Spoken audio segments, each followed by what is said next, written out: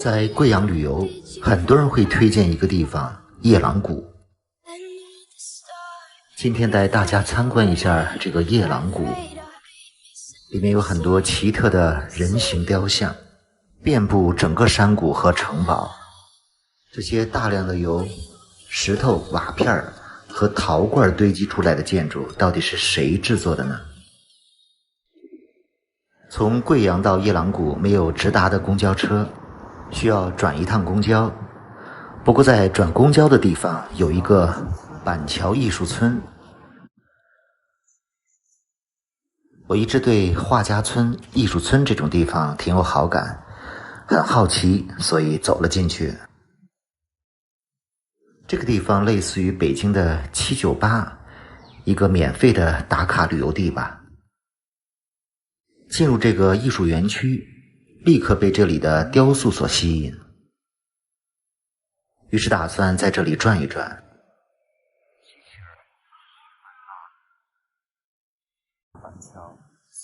这个艺术村有几个街区，感觉环境非常优美，和其他城市由工业园区改造出来的艺术村相比，这里像个花园。里面有非常多的餐饮休闲区域，装潢设计的都很有格调。围着一片池塘有很多家小餐厅，确实是周末来这里休息玩耍的好地方。里面还有个现代派的艺术剧场，有很多的展演。这边还有未完成的巨型雕塑，也许是具有影响力的当地历史人物吧。园区里最吸引人的就是各种雕塑，很多雕塑都体型巨大。街区里所有的房屋和院墙都画有漂亮的涂鸦图案。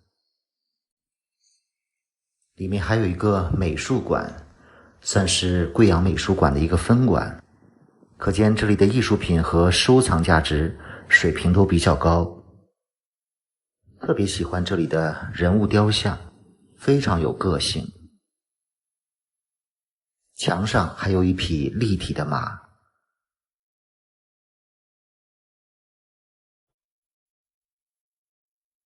非常特别，在这里拍照一定很有意思。像这种人物雕像都高达2-3米，但是雕刻的手法非常精细。每一件大型的人物雕刻作品都非常精美，人物的表情都栩栩如生。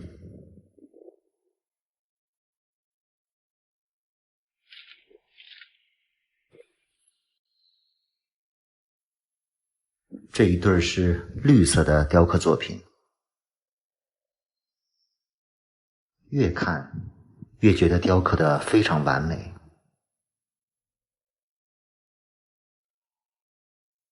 这是一个3个人物的作品，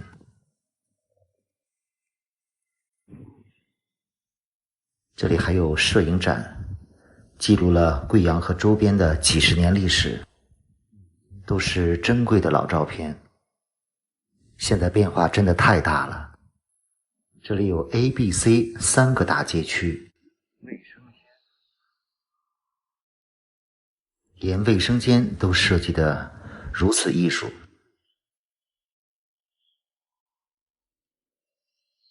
感觉就是个铁皮房子打造出来的。爱不老，容颜可以老去，生命可以失去，但爱是永恒。感觉这些雕刻作品的作者，现在或者未来一定是大家。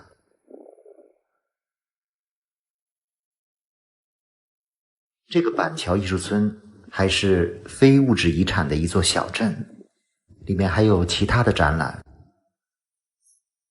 简单逛一逛这里大概需要1个多小时，我个人还是非常喜欢这里的。如果你喜欢这里的艺术氛围，有时间一定要到这里转一转，或者约几个朋友来这里吃顿饭。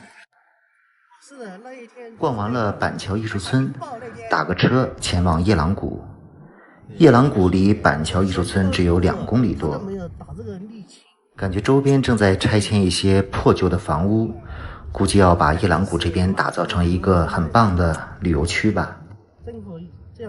司机也一路的热情的介绍。现在我们花期都是把你发展到旅游，确实是有这个地理优势。这里就是夜郎谷。从板桥村打车到夜郎谷只有11块钱。现在就到了夜郎谷，这里的门票是20元。进入景区就被这里的奇特的建筑风格所吸引。园区入口处有个园区的简介，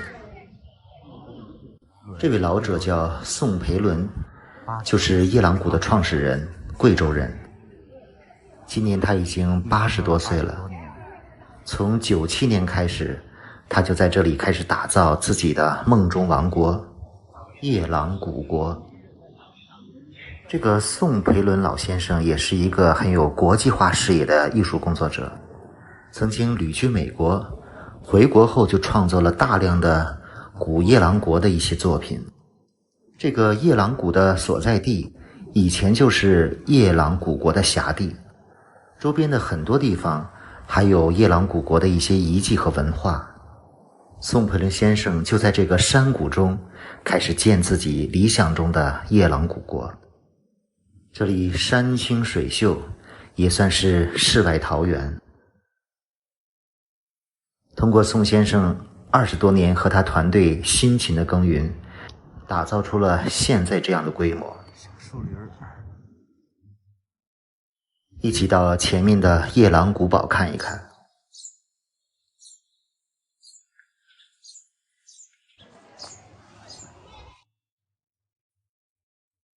夜郎谷建在一个山谷之中，山谷里有溪流和水潭，两边有几百个由碎石、瓦片和瓦罐雕刻出来的人形作品。这里有座小桥，从桥上看这里的山谷风景。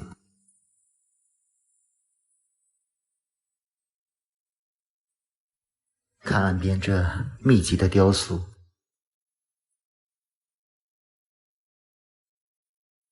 沿山谷走一走，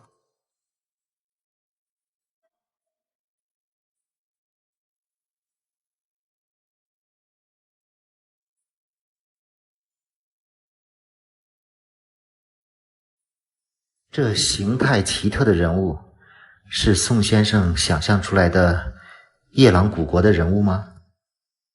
看上去像是非洲的一些人物图腾。这里就是座石头城，全都是石头堆积的。这里还有石头堆积的院落、城堡。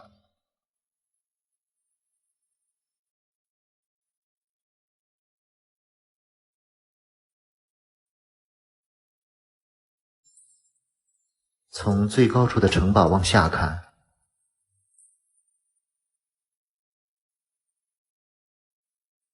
这就是宋先生曾经梦中出现的夜郎古国的城堡吗？夜郎这个词，我们小时候在夜郎自大这个成语中曾经听说过，历史上确实出现过这个夜郎古国。看看这些夜郎脸谱和雕像，每个夜郎脸谱和夜郎图腾都很高大。走进这个夜郎脸谱看一看，都是由一片片石头和瓦罐累积完成的。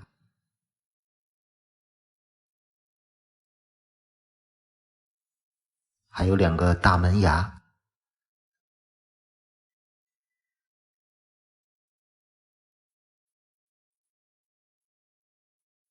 是古典与现代的审美结合。这个夜郎谷所在的山谷也是喀斯特地形，还有不少溶洞。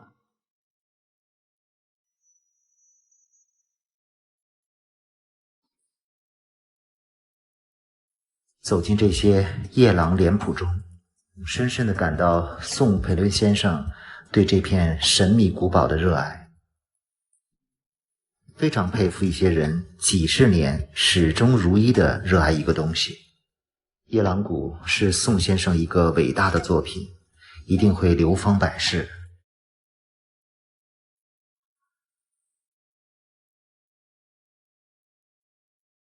相信这里的艺术价值会随着岁月累积越来越珍贵，也珍惜的希望这些艺术作品能够流芳百世。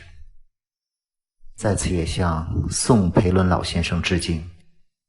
20年，一个人铸造心中的夜郎。离开夜郎谷，下一站前往青岩古镇。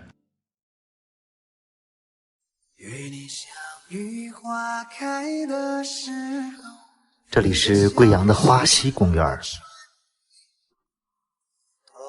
贵阳的花溪区有非常多的旅游资源，都非常美。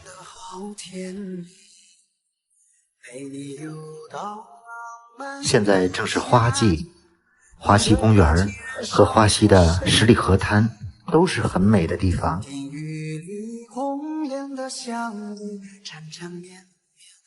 贵阳真的是山清水秀的好地方。今天带大家走一走花溪公园和十里河滩。从青岩古镇回贵阳市区的时候，正好路过花溪公园。这条路线公交非常方便，我是坐公交去的。感觉花溪区很大，像一个小城市一样。下了车，旁边就是花溪公园。路边的树都开花了，草地上漂亮的蜗牛雕塑。这几种红色的花你都叫得出名字吗？已经分不出来是不是樱花了。花溪公园里有一条河叫南明河，还有一些小河滩和瀑布。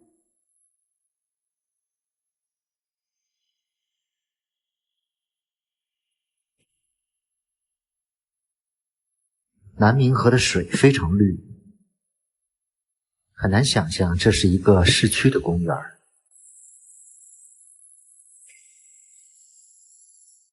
这里绿色植被非常丰富，像个大氧吧。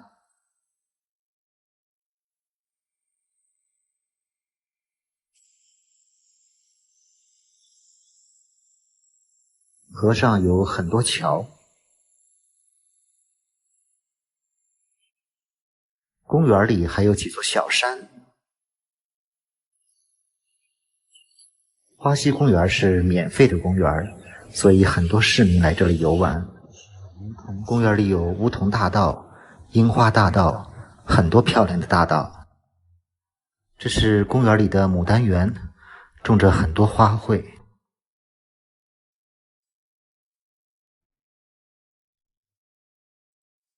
确实很漂亮。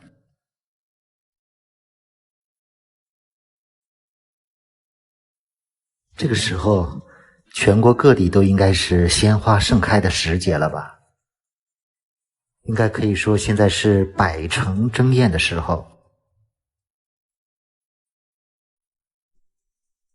这是花溪公园里的南湖。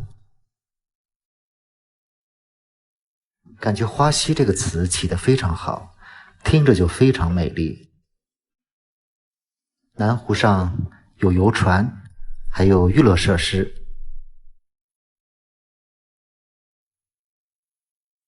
这里还有小火车。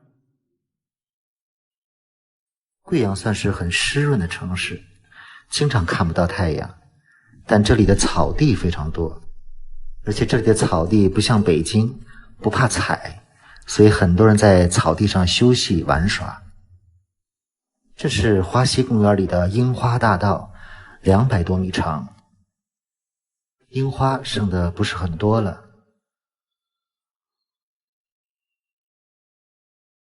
草地上到处都是休息的人。能认出这是什么花吗？这棵树上的花竟然有2个颜色，红的和白的。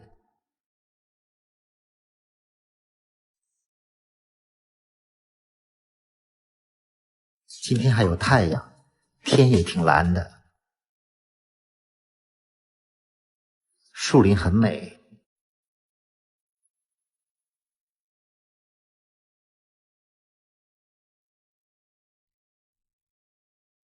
又走到了南明河边，一棵盛开的树。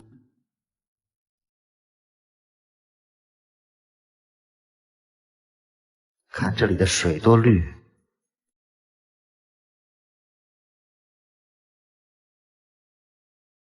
又经过了另一座桥，对面走来了几位穿少数民族服装的人，知道这是什么民族吗？前面很多人坐在紫藤长廊下，看着紫藤花开得多美。原来这里有一些布依族的老人在这里对歌。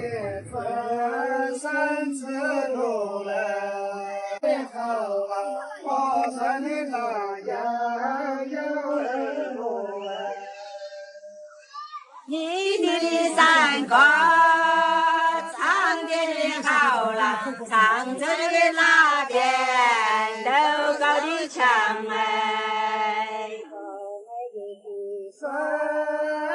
山边的你在的花园花更香哎。歌声非常优美动人。尤其是在这些紫藤花架下，画面也非常的优美。还有玉兰花。这里是正门附近的音乐广场。音乐广场的四周都是紫藤花架，很多人在这里休息乘凉。从花溪公园出来，这里有个地下商城，都是美食城。很多当地的小吃，花溪牛肉粉店应该是比较知名的小吃。这里小吃摊位非常多，价格也很便宜。在这里休息一下，吃个水果酪。花溪公园的旁边就是花溪另一个著名的景点十里河滩。这条河也是南明河。这个十里河滩有不少贵阳的朋友都向我推荐过，准备在这边的河滩上走1-2公里。这边风景也真的不错，青山绿水的，应该是当地人最主要的休闲娱乐的地方。这里的草坪真的很美。河两岸油菜花、桃花、樱花、梨花都开了。很多人来这里拍照。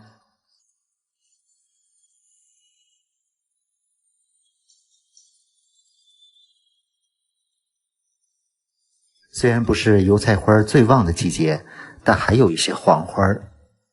跟我欣赏一下这里的花海。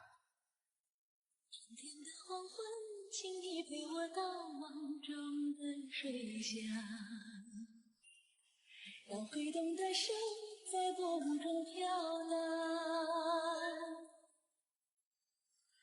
不要惊喜杨柳岸那些缠绵的往事，化作一缕青烟，消失在远方。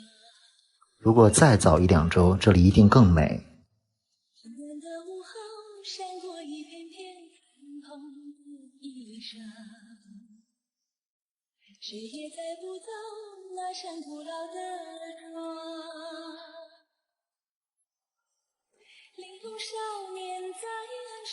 守候一生的时光，为何没能做个一旁的新郎？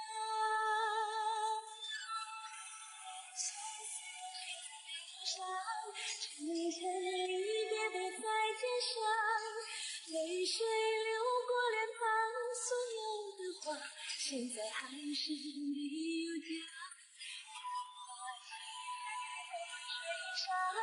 看那晚霞染着夕阳，我用一生的爱去寻找那一个家，今夜你在何方？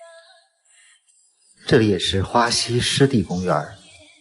现实全都被你发现，梦里遥远的幸福，它就在我的身旁。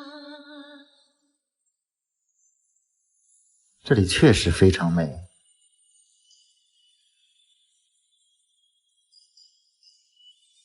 也是一个免费的公园。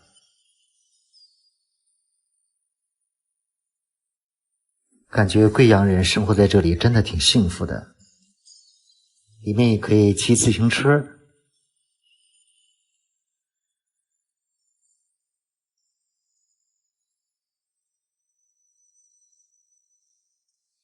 光的午后，闪过一片片粉红衣裳，谁也找不到那扇古老的窗。在十里河滩两岸还有很多少数民族村落。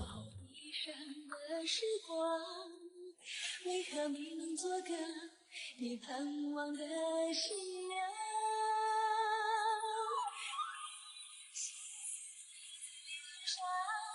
层层离别背在肩上，泪水流过脸庞，所有的话，现在还是河上横跨一座大桥，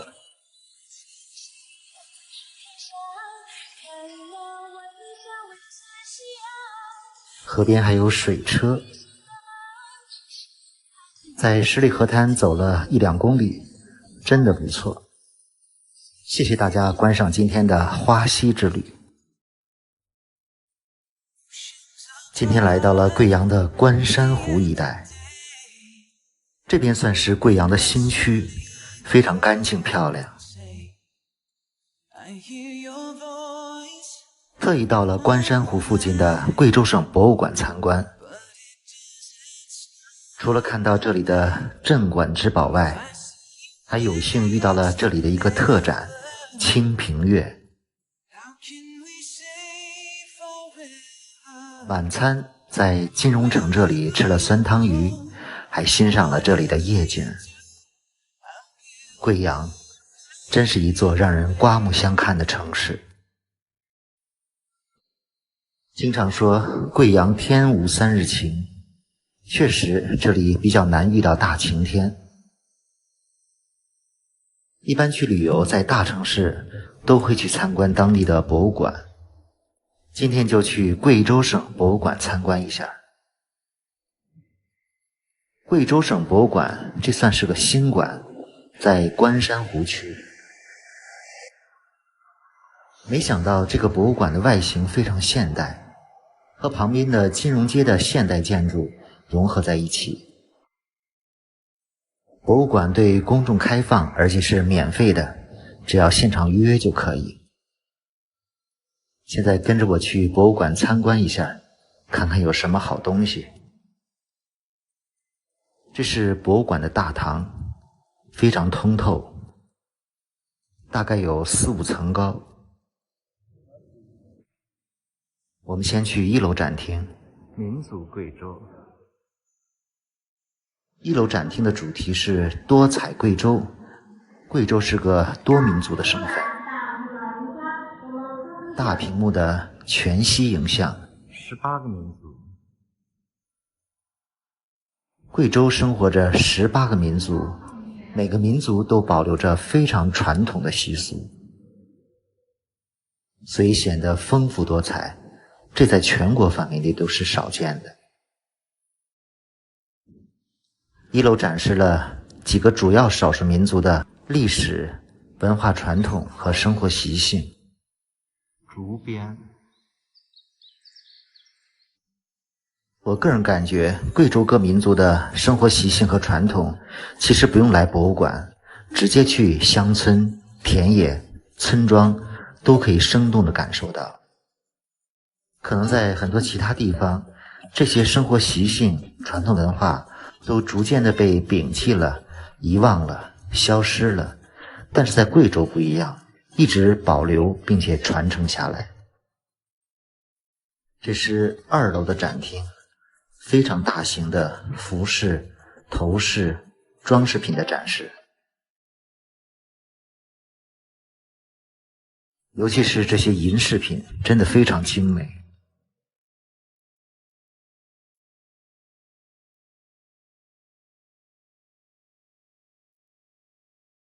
这个贵州少数民族服饰展，应该是全国所有博物馆里最大型的一个服饰展吧。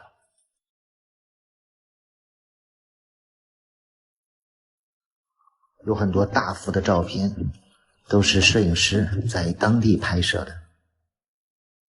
这些劳动者的微笑非常美。精美的银饰，很多影像资料展示了当地的盛大节日。贵州是个真正的歌舞之乡，农间地头到处都有人能歌善舞。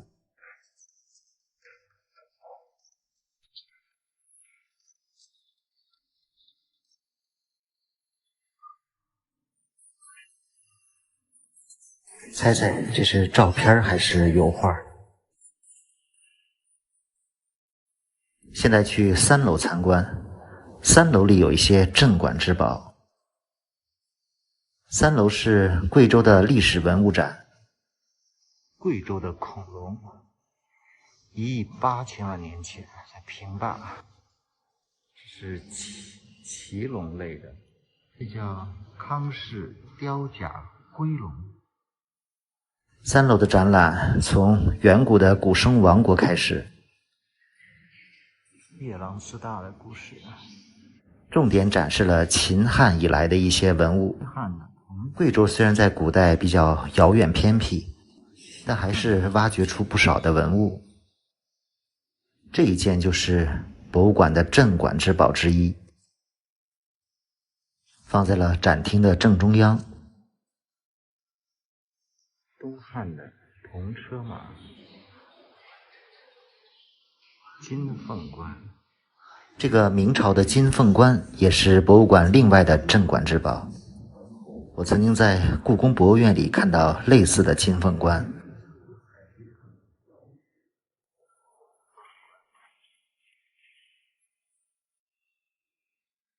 另外，博物馆里还有很多近代珍贵的书画。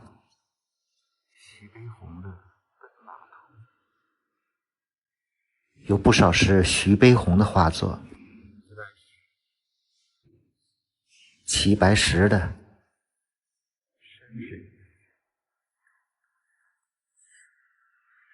还展示了一些近现代的历史。现在来到了地下1层，参观这里重要的大展。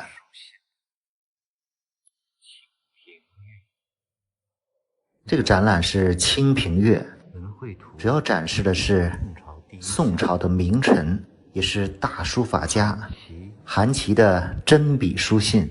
这是韩琦的书法和颜体、流体相对比。宋朝有很多名臣，比较知名的像包拯、范仲淹、欧阳修。以前对这个韩琦真的不了解。这里展出的是韩琦的2幅书信名帖，一个是信宿帖，是韩信写给欧阳修的，还有一个是寻日帖，不知道写给谁的。这2幅书信帖都是真品。这2幅名帖流传后世，在元朝和清朝都有很多人读帖写过笔记。读帖是很多书法家或者收藏家看前人的书法帖，不断去揣摩学习，在读帖的过程中会写一些读帖的笔记。这是元清10几个人读帖之后写的东西，就这么一代一代的传下来，非常珍贵。连清朝的几个皇帝都读过这个帖，盖过章。韩琦的这2幅书信帖也是中国第2批禁止出国展览的珍贵历史文物，在贵州博物馆展出，这也是最后一次。这里还第一次展出了乾隆的书法真迹。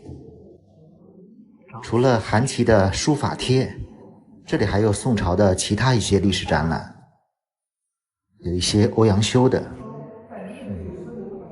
还有一些珍贵的历史书籍。他的这个人物呢，现在从博物馆出来了，博物馆的旁边是贵州图书馆，再往东就是金融街了。来关山湖一带一定要去的是关山湖公园。关山湖公园就在博物馆旁边不远的地方。关山湖公园面积不小，到里面沿湖走一走。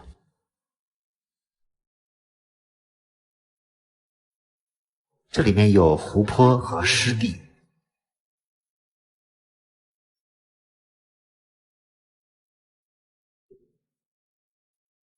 今天天气有点阴天，否则会更漂亮。真的很羡慕贵阳有这么多漂亮的城市公园，都可以闻到鲜花盛开的香味儿。公园被一座关山大桥一分为2，两边都不错。从这里往回折，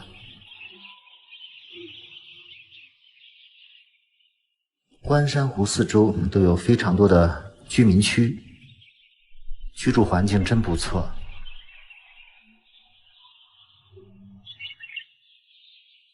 湿地里有大片可以观鸟的地方，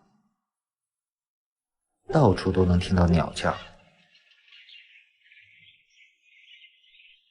湖边有一座巨大的雕塑，金鸡铜鼓，是以前开少数民族运动会时候建起来的。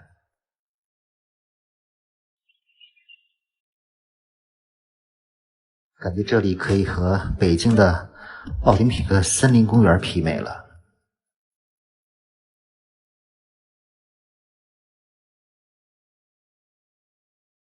天边还露出了一点太阳。如果是周末，这个公园一定人非常多吧？散步跑步太舒服了。简单绕着湖走了小半圈，风景不错。晚上准备去附近的金融街吃晚饭，打了个车几块钱。这边就是贵阳的金融街，高楼林立，非常现代，感觉这里比北京的通州建的都好。在网上团购的晚餐，尝一尝酸汤鱼。我之前以为酸汤鱼比较辣，不能吃，没想到可以是不辣的。一个人点了一个双人套餐，一锅黄辣丁，5、6条，分量真大。看看这黄辣丁，个头也不算小，5、6条，一大桌才48块钱，物美价廉，这家生意不错。吃完晚饭，准备在金融街这边转一转。这满街的高楼大厦，还是你印象中的贵阳吗？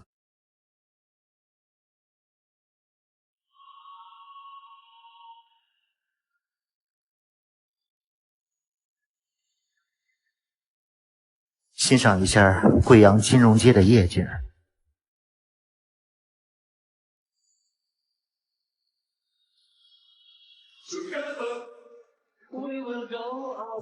这是贵阳的最高楼吗？很大的一个购物中心。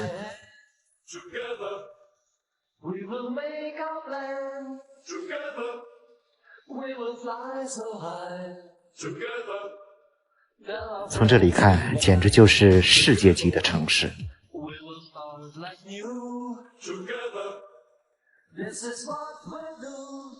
晚上，住宅小区跳广场舞的人，一座幸福的城市。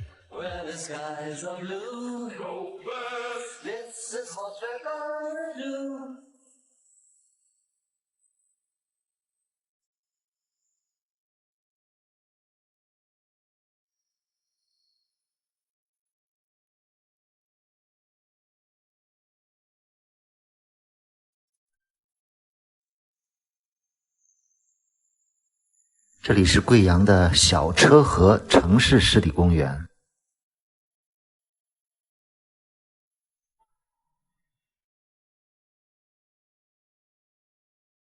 旁边就是阿哈湖国家湿地公园。这两个公园连在一起，面积很大。现在正是公园里鲜花盛开的时节。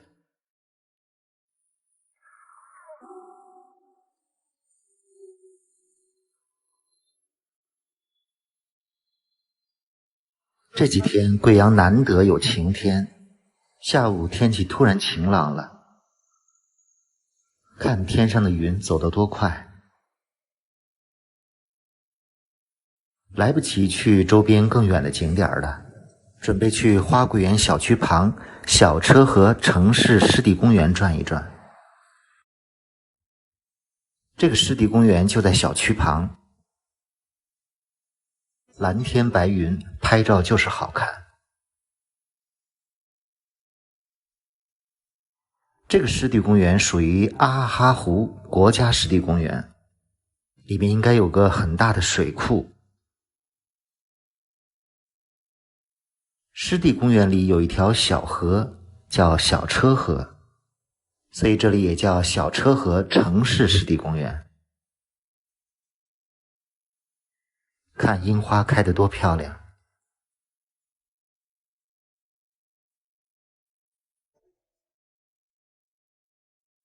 贵阳真是个好地方，有山有水，一年四季都很美。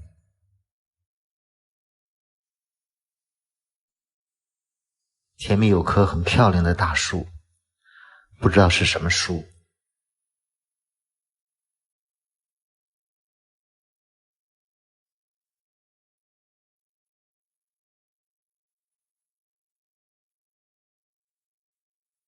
准备沿着小车河的河边栈道走一走。这个小车河城市湿地公园在贵阳名气也不大，所以来的人很少，估计都是周边的居民来这里散步锻炼身体吧。不过这里的风景真的挺美的，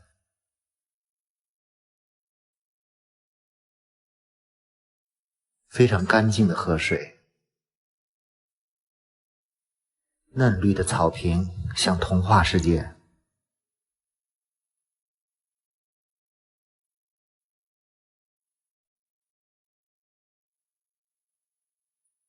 非常喜欢这种风景。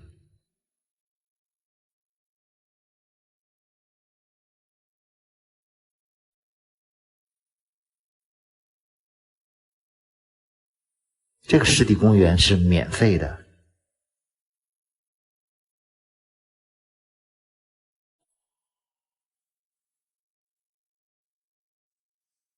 草坪上开满了鲜花，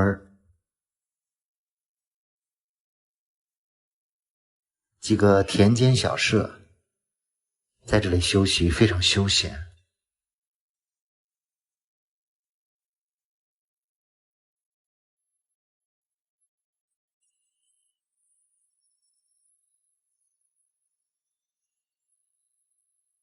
这条河边栈道看着并不长，估计2公里左右，准备一直走到头。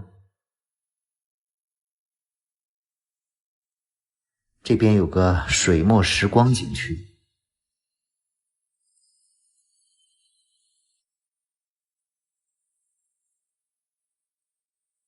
很漂亮的梯田，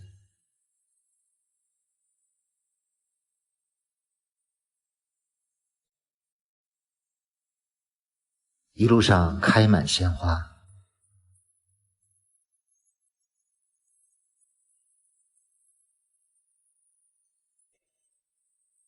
这大片的花是什么花？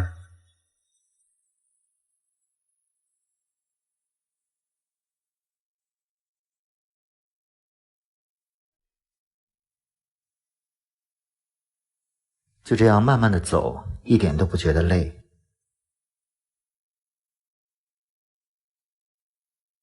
还有些正在修建的风雨桥，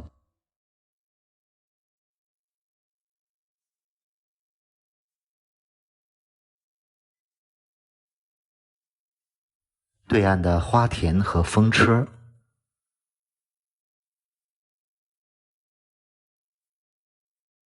在市中心有这样免费的湿地公园，真的太好了。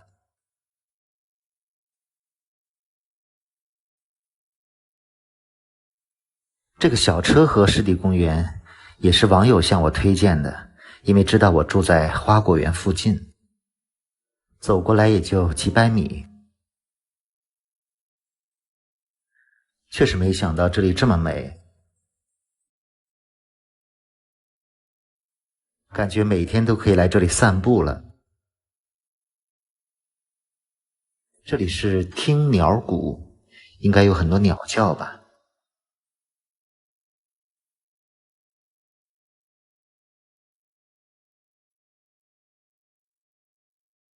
这里桃树、梨树，好多树也都开花了。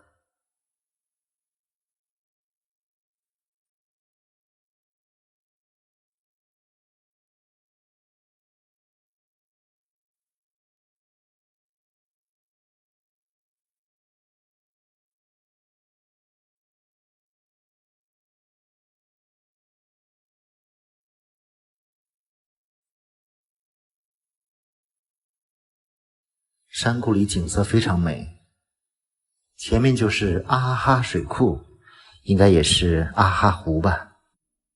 不过这个季节水库的水不多，所以没有上到大坝去。湿地公园的尽头是个米克小镇，也是个游乐场。从这里准备返回。湿地公园里也有摆渡车，单程10块钱，大概2-3公里。回程选择了摆渡车。小车河湿地公园被小车河一分为2，两边都有风景。回程准备去河的对岸一个杜鹃花谷看一看。司机说现在河谷里有一些杜鹃，于是下车。往河边下去走一走，确实有不少花儿。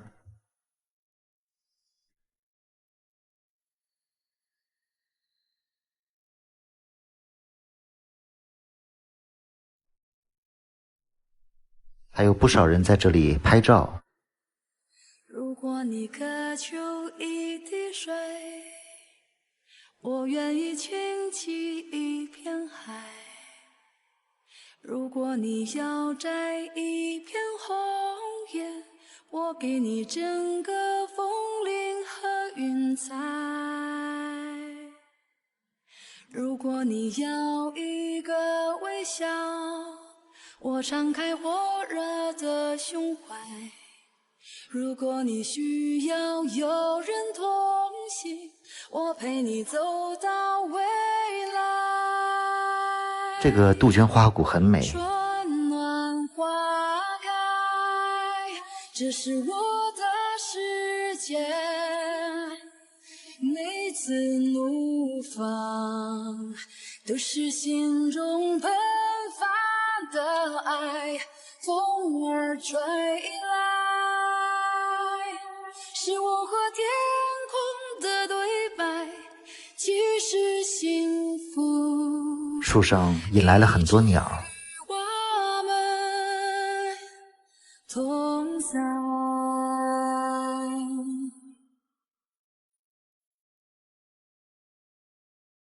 如果你要一个微笑，我敞开火热的胸怀，如果你需要有人同行，我陪你走到未来。最渴望却故人是最不这里就是贵阳的标志建筑之一甲秀楼，尤其是甲秀楼的夜景，可以说是贵阳最美的地方之一。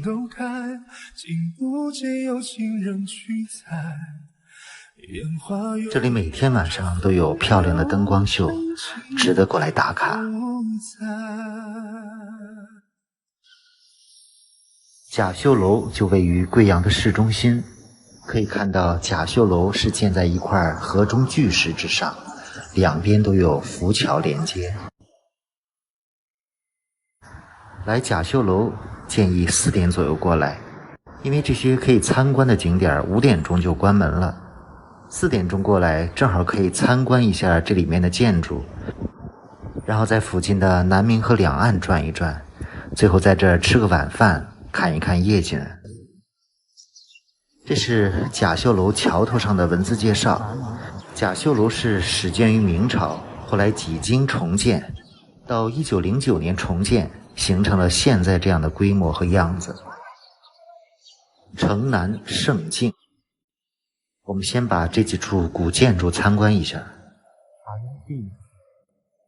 现在的甲秀楼景区包括了亭台楼阁几处建筑。先经过桥上的寒碧亭，就可以看到眼前的甲秀楼了。其实这个甲秀楼是建在河上的一块巨石之上，高20多米，一共有3层。甲秀楼可以说是见证了贵阳的历史。进去看一看，这里曾经留下了很多文人墨客的诗联和碑刻。在1层可以看到很多的展示。这是甲秀楼另一端的平台。单看这个甲秀楼还不觉得有多惊艳。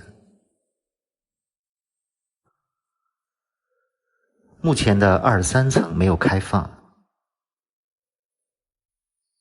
现在离开甲秀楼，走过前面的拱桥，去往前面的另一个建筑。这是翠微园，目前和甲秀楼算是同一个大景区，可以免费参观。里面也是一组规模较大的建筑群，始建于明朝。正中的是拱南阁，据说以前这后面是个寺庙，观音寺。拱南阁是进入观音寺之前的一个阁楼，所以这是个明代建筑，有幸保留了下来。里面有观音寺和拱南阁的历史介绍。左边有个园林，园林里有个翠微阁，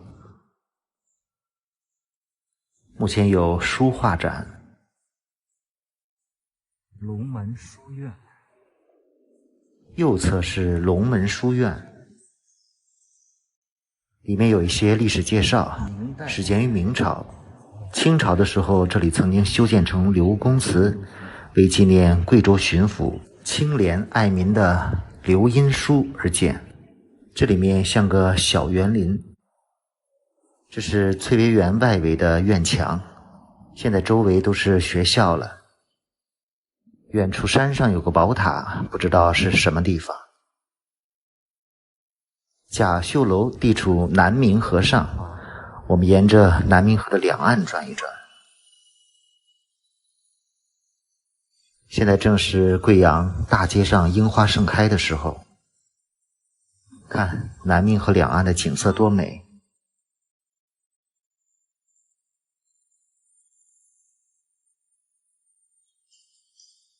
如果这些樱花开在别的城市，这樱花树下早已是熙熙攘攘的人流了吧。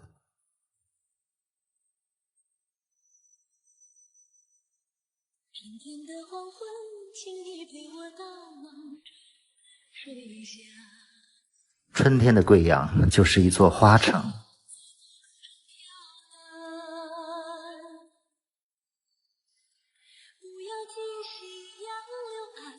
那些缠绵的往事，化作一缕青烟，消失。南明河的两岸简直就是樱花大道。冷的午后，闪过一片片粉红的衣裳，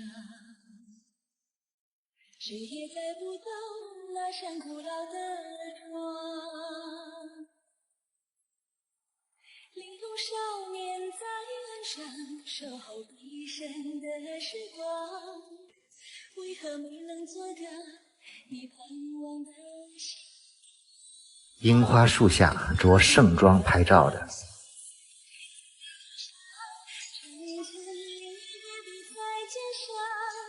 泪水流过脸庞，所有的话现在还是没有讲。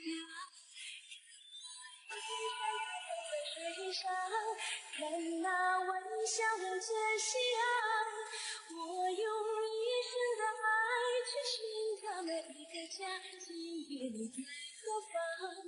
这个投影着你的笑颜，心事全都被你发现。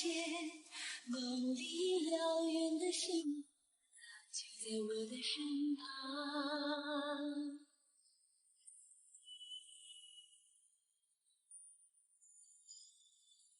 虽然不是晴天，但是拍照依然很美。甲秀楼这边属于贵阳的老区，所以这周边有很多贵阳的老街，还有一些老字号的美食。看这樱花树下的甲秀楼多美！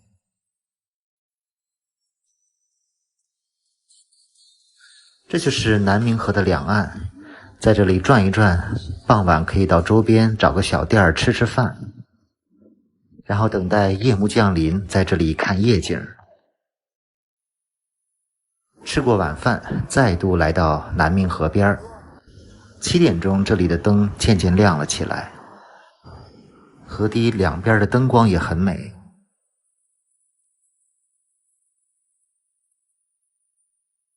甲秀楼的灯7点半会准时亮起，让我们沿着南明河岸慢慢的欣赏一下。河岸的灯光彩带会变换不同颜色。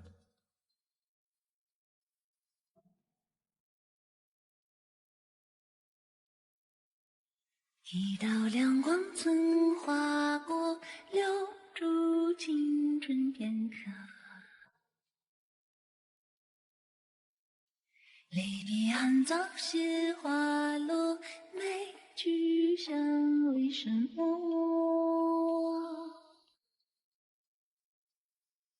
我灿烂的飞过，我孤独的跌落，都有你，像一片爱让我停泊。我曾经彷徨疑惑，不想变成粉末，也曾经莫名执着，不顾生活结果。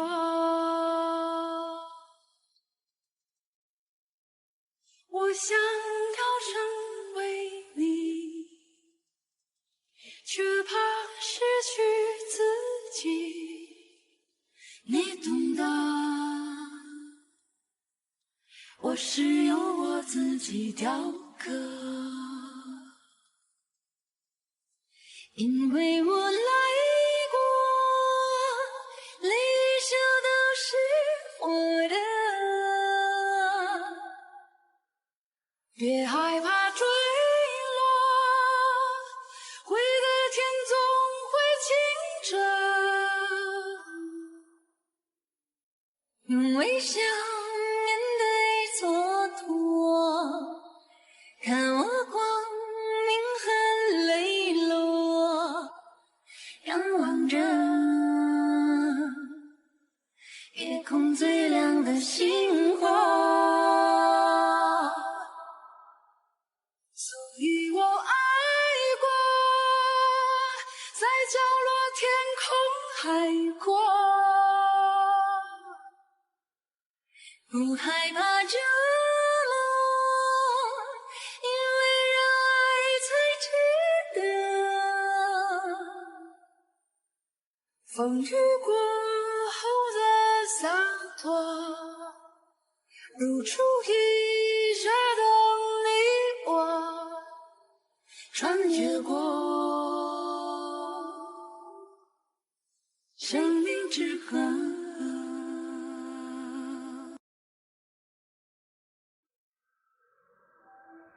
这里是贵阳的天河潭景区，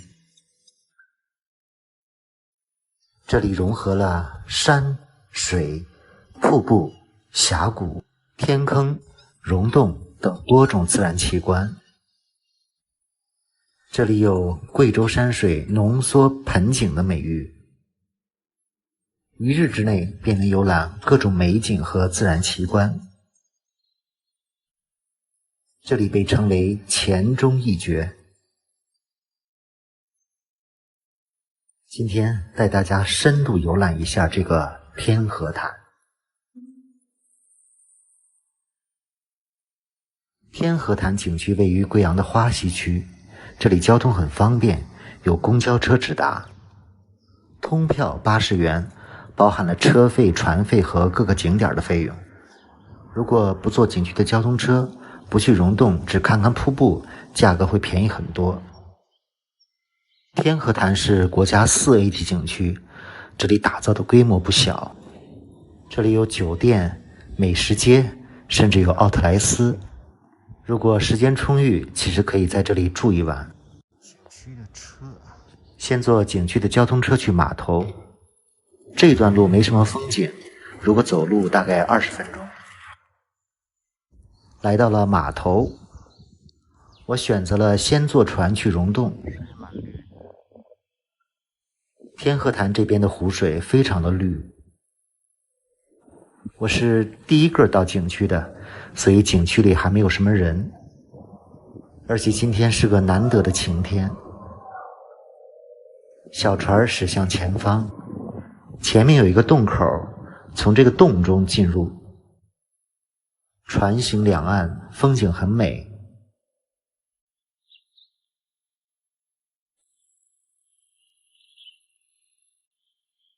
前面一拐弯就是洞口，稍不留神就已经进入了洞中。这是天河潭的水溶洞，相当一段距离，洞口都是非常狭小的，感觉像在隧道中穿行。可以看出这一段路有人工拓宽的痕迹，洞的四壁还刻着一些图案。什么东西？船突然进入到一个庞大的洞穴中。这还挺好看的。哦。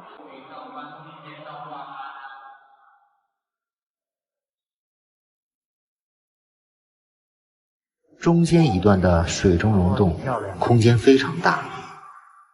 哇，这个好看。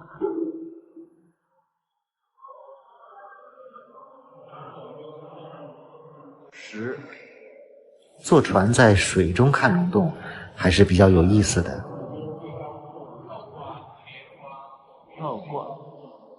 倒挂石莲花。船夫一直在介绍洞中各种各样奇形怪状的钟乳石。这水深30多米。哦。小三峡。哇，好窄呀！哦，小三峡。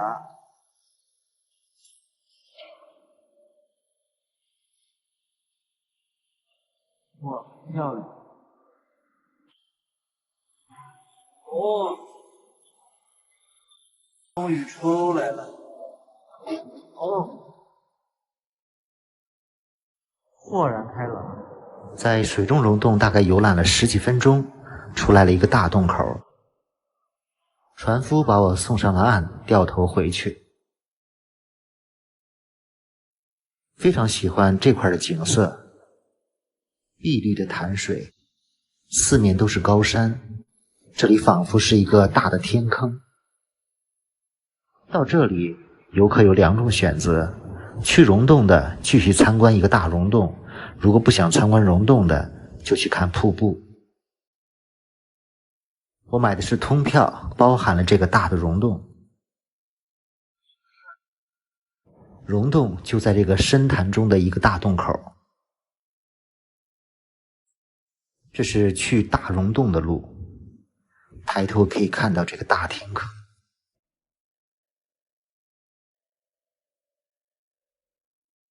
非常漂亮，如果从空中看这个大天坑一定更美。如果这个景点是在国外，一定很多人在这里游泳。前面就是大溶洞的入口，这个溶洞叫天上人间。这是洞口，进来像是个大厅，空间非常大。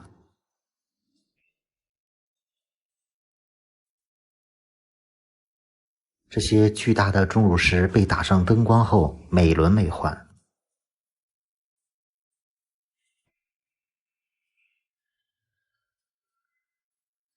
因为今天进园时间早，所以现在只有我一个游客。这个溶洞全长大概1800多米，我准备一个人走完。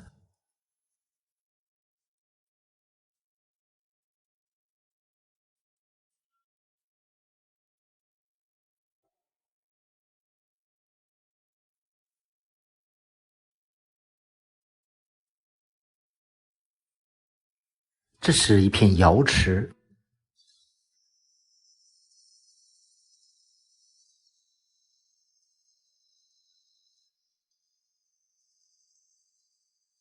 溶洞里凡是打光的位置，你都可以发挥自己的想象。这个洞中的道路总体比较安全，基本也不会迷路。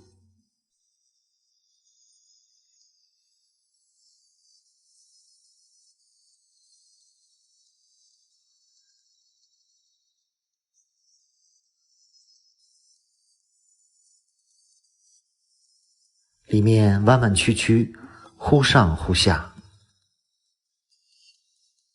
这里的钟乳石千姿百态，这个高度有20-30米了。这些钟乳石可能经过几十万年才连接在一起。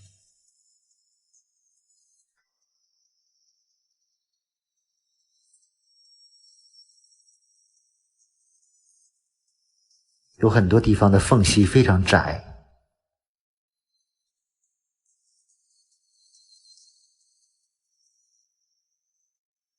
这又是一座天宫。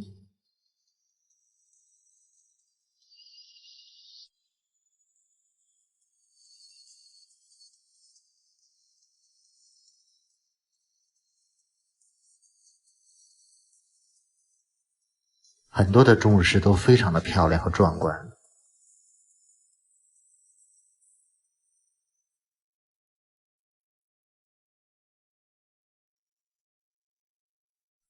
现在来到了银河宫。这个银河宫的宫殿面积非常巨大，洞中只有我一个人，非常的安静。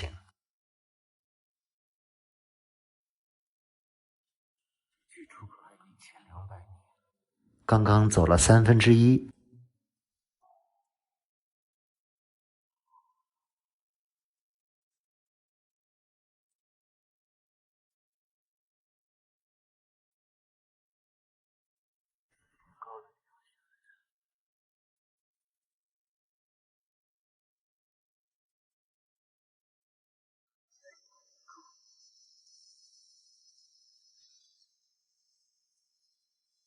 贵州有很多著名的溶洞，最知名的应该算是织金洞了吧，有很多网友也推荐我去。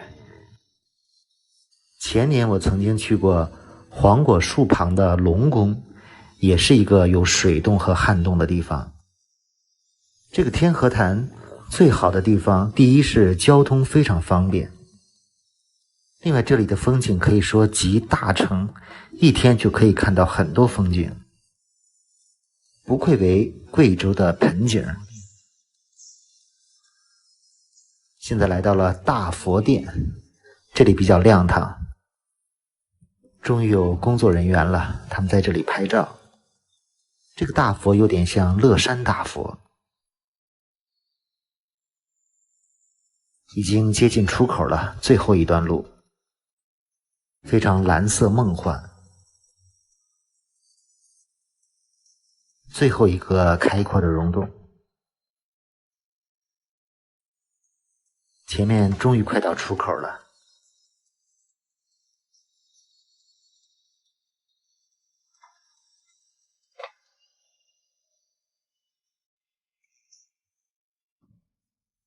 从洞中出来，一下豁然开朗，听到了瀑布声音。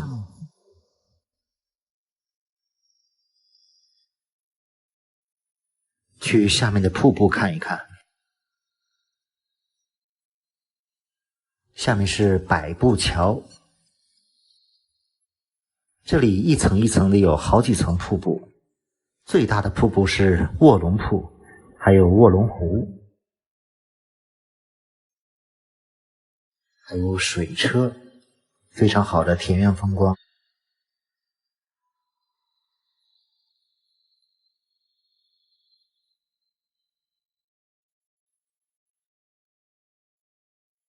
山上还有个观景台。入夜将微凉，繁花落地成霜。你在远方眺望，耗尽所有目光，不思量。自难相忘。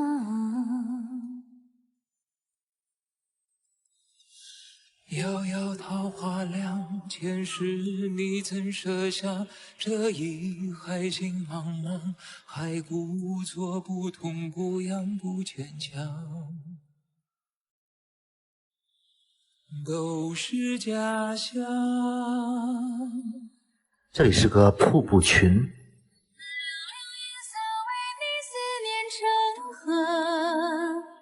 化作春泥呵护着我，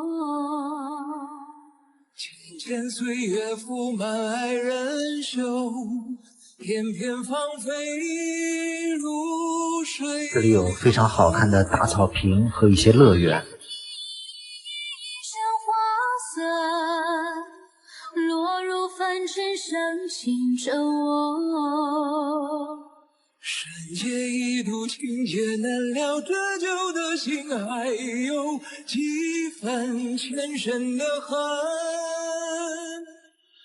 还有几分前生的恨。